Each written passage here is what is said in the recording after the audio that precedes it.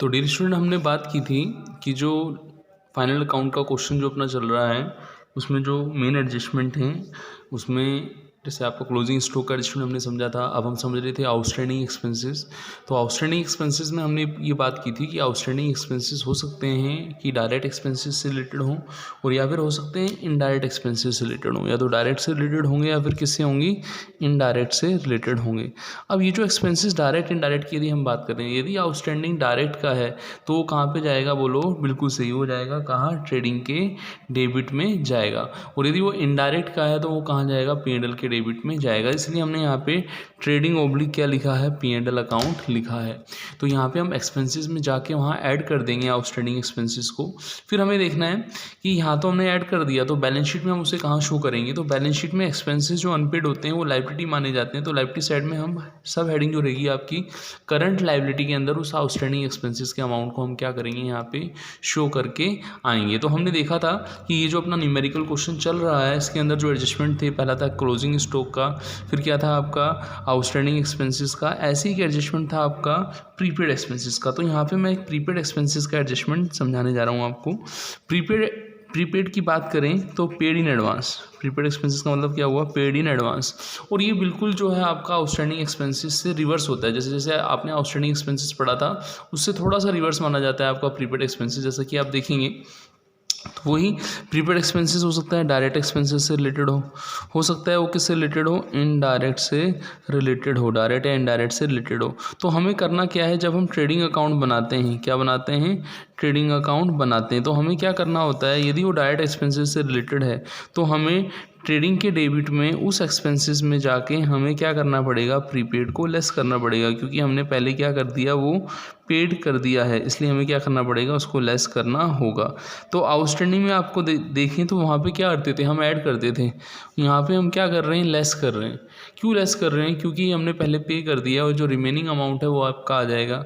Suppose मान लीजिए expenses direct नहीं है, इनडायरेक्ट है, तो ये हम एडजस्टमेंट कहाँ करेंगे, P&L अकाउंट में करेंगे। P&L अकाउंट में जाके हम क्या करेंगे, उसको शो कर देंगे, कहाँ बोलो, बिल्कुल सही, P&L अकाउंट में हम जाके डेबिट में जाके एक्सपेंसेस में लेस कर देंगे, प्रीपेड एक्सपेंसेस कर देंगे। तो ये जो हमने पढ़ा था आपका आउटस्टैंडिंग एक्सपेंसेस का, और जैसे पढ़ा था ऐसे हमने किसका पढ़ा, प्रीपेड का।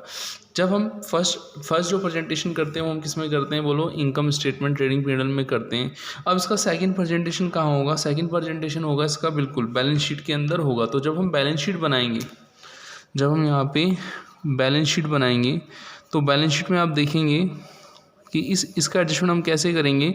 बैलेंस शीट में हम जो प्रीपेड एक्सपेंसेस हैं वो किसका पार्ट है, आपके प्रीपेड एक्सपेंसेस जो हैं वो आपके पार्ट हैं करंट असेट्स का। तो बैलेंस शीट की जो असेट साइड रहती है, ये तो आपकी कैपिटल एंड लायबिलिटी साइड थी, आपने ऊपर भी देखा था कैपिटल एंड लायबिलिटी साइड थी आपकी।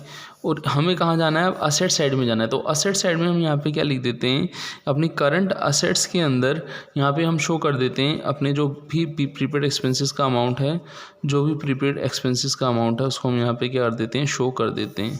तो ये जो आपका प्रेजेंटेशन था, ये किसका प्रेजेंटेशन था, बोलो प्रीपेड एक्सपेंसेस का प्रेजेंटेशन था। लास्ट जो आपको पता है, जब हमने क्वेश्चंस किया था तो मैंने आपको बोला था कि इस क्वेश्चन को सोल्व करने से पहले हमें क्लोजिंग स्टॉक को समझना पड़ेगा, आउटस्टैंडिंग एक्सपेंसेस को समझना पड़ेगा और किसको समझना पड़ेगा, प्रीपेड एक्सपेंसेस को समझना होगा। तो इन तीनों का हमने थियोरेटिकल के अंदर क्या पढ़ा है, प्रेजेंटेशंस पढ़ा है।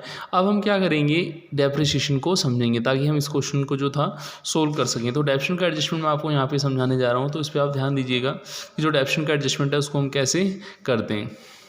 देखो, सबसे पहले आप ये बताएं कि डेप्रिसिएशन जो रहता है, वो डेप्रिसिएशन का जो एडजस्टमेंट जो रहता है, डेप्रिसिएशन की आपको मीनिंग पता ही है कि जो भी फिक्स असेट्स की जो लाइफ होती है, उस लाइफ के बाद उसके एवरी ईयर उसमें कुछ क्या आता है, डिक्रीज़ आता है लाइफ के अंदर। जैसे मान लीजिए पहले जब हमने बिगिनिंग में लाइफ 10 ईयर्स थी, एनसीआर के अंदर आपको पता है जो मोटर व्हीकल हैं जो डीजल से चलते हैं, बस है हमारे पास डीजल से चलती है और उसकी लाइफ 10 साल थी।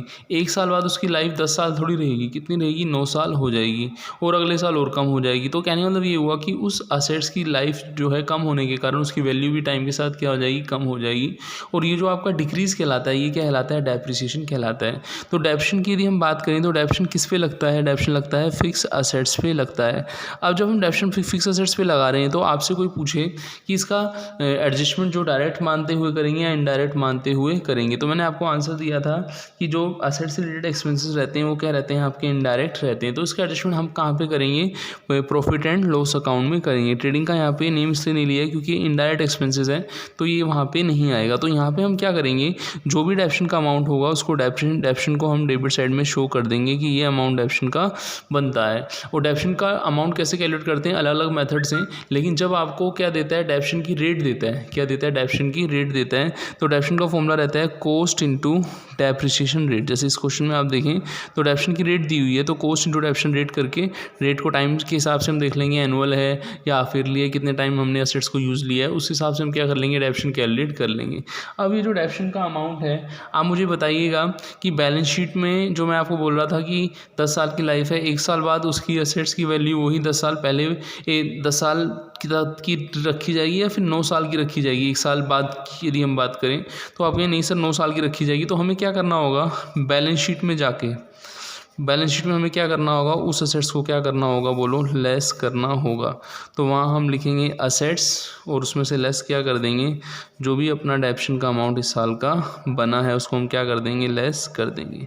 और जब हम इसको लेस कर देंगे तो अपने पास क्या आ जाएगा, जो वैल्यू आएगी उसको हम क्या बोलते हैं, आपकी return down value, WDV return down value, ठीक है ना, रिटर्न डाउन वैल्यू।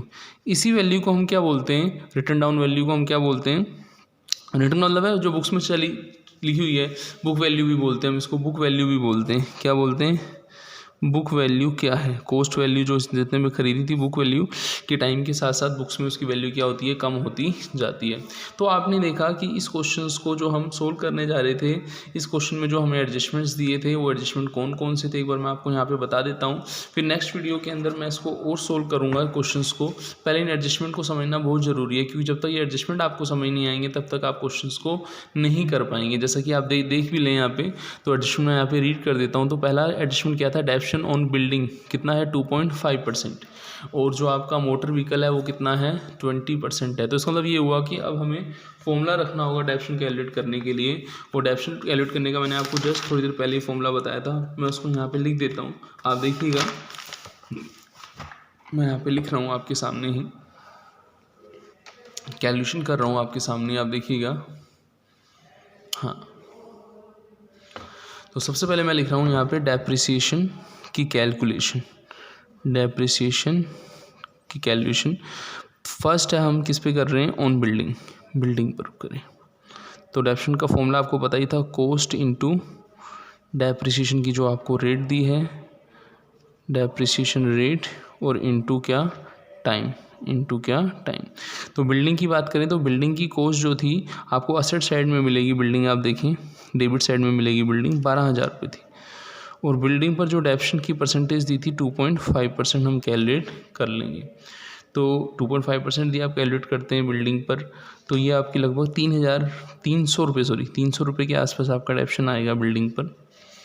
दूसरा आपको जो दिया है डेप्शन का, हाँ दूसरा आप देखें तो आपको क्या दिया है डेप्शन के बारे में कि मोटर व्हीकल पर डेप्शन 20% लगाना है। तो सेकंड हम लिखेंगे क्या है आपका, मोटर व्हीकल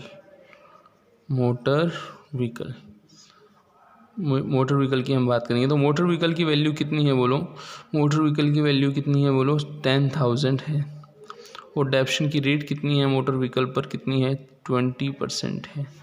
तो कितना आ जाएगा, डेप्शन 2,000 आ जाएगा। तो ये अपना फर्स्ट जो हमने लास्ट जो एडजस्टमेंट पढ़ा था, वह तो 4th नंबर का था, डेप्रिसिएशन हमने समझा था, ठीक है ना।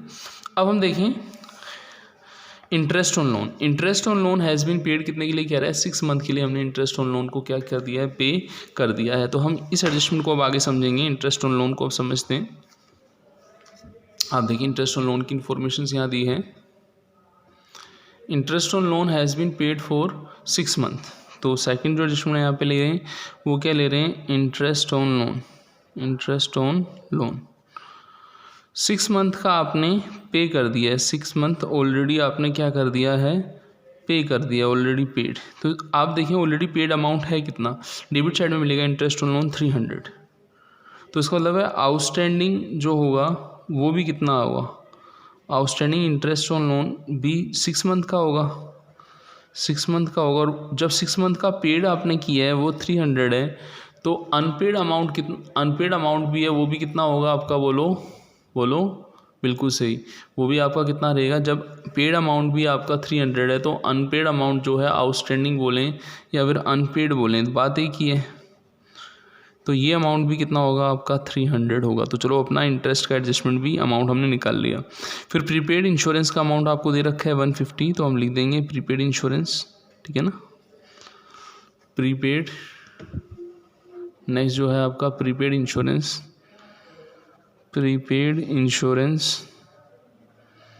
दे रखा है। द प्रीपेड इंश्योरेंस अमाउंट कितना है ₹150, तो इसको भी हम एडजस्ट करेंगे। फिर आपको दिया है सैलरीज और रेट्स आउटस्टैंडिंग दिए हैं, तो 4th लिखेंगे हम सैलरीज एंड रेट्स आउटस्टैंडिंग,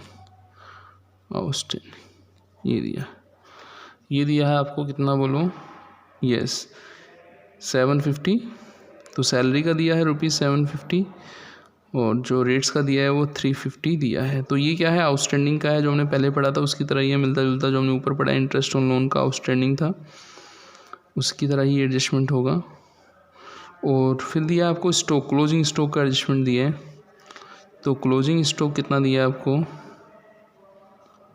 ₹6250। तो कुल देखें एडजस्टमेंट इफेक्टिव हैं कितने, क्लोजिंग स्टॉक हो गया, ये दोनों आउटस्टैंडिंग हो गए ये वाले, फिर प्रीपेड इंश्योरेंस हो गया, प्रीपेड हो गया, और सबसे पहले हमने क्या समझा था आपका डेप्रिसिएशन हमने समझा था। तो इनको हम नेक्स्ट वीडियो के अंदर हम देखेंगे। उससे पहले मैं आपको चीज़ बता देता हूँ जो सबसे इम्पोर्टेंट है कि जो एडजस्टमेंट वाले हैं पॉइंट्स उनको हम दुर्घटना संभावित क्षेत्र बोलते हैं। उनको हमें क्या करना है, उनमें प्लस का साइन बनाना है कि उनमें एडजस्टमेंट है। आप देखिए ड्राइंग में कोई एडजस्टमेंट था नहीं, डेटर्स में था नहीं, इंटरेस्ट ऑन लोन था बिल्कुल, कैश में नहीं है, ओपनिंग स्टॉक में नहीं है, मोटर व्हीकल में था, बैंक में नहीं है, बिल्डिंग में है ना, डेप्शन का था ना, फिर आपका सैलरीज में था, है ना, रेट्स में भी था, इनमें नहीं है ना आपका एडवर्टाइजमेंट में है, ना जनरल एक्सपेंसेस में, ना बिल्स रिसीवेबल में। यहाँ देखें तो क्रेडिट साइड में ना तो आपके कैपिटल में है, ना क्रेडिटर्स में है, लोन में है एडजस्टमेंट, ना सेल्स में है, ना परचेज रिटर्न में, ना डिस्काउंट में, ना बिल्स पेबल में, ना रेंट में। तो कहने वाला ये हुआ कि ये जो आइटम है इनमें अमाउंट एडलेस होने वाले हैं और इनको हम बैलेंस शीट में शो करने वाले हैं। तो इसको मैं आपको नेक्स्ट लेक्चर में वीडियो के अंदर शो करूँगा, समझाऊँगा। तो मिलते हैं नेक्स्ट लेक्चर में। थैंक्स।